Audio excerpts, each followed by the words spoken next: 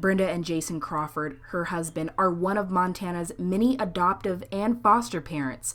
In 2014, baby Kaylor entered their life. When Kaylor was born, within a few hours, he started withdrawing from the drugs that were in his system. Kaylor was born with significant amounts of heroin in his body.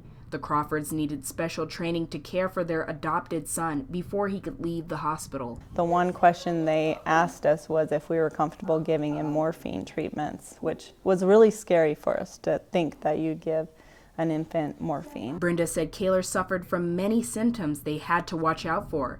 The hospital even provided a chart and guide to monitor the severity of the withdrawal symptoms. So some of those days he had severe tremors. He wouldn't sleep after feeding.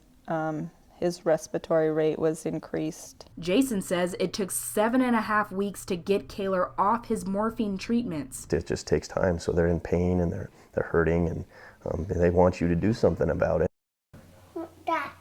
Sadly, Kaylor's story is not unique. Right now, Montana's Child and Family Services Division says drugs, including heroin and meth, are having a major impact on the state's foster care system.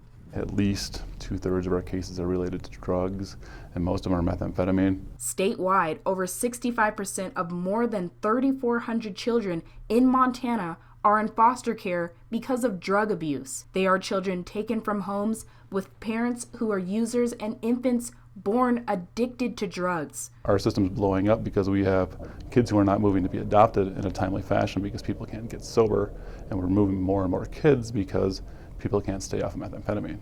According to national statistics, the chance for long-term sobriety is low.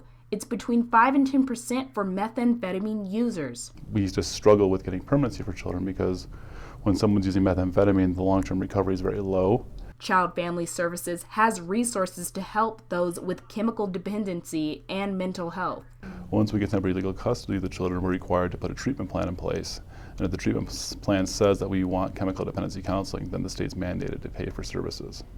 But sometimes the cycle of addiction makes it impossible to return these kids to their biological parents, and there is a shortage of available foster and adoptive parents. The system needs more people like the Crawfords to help children in need.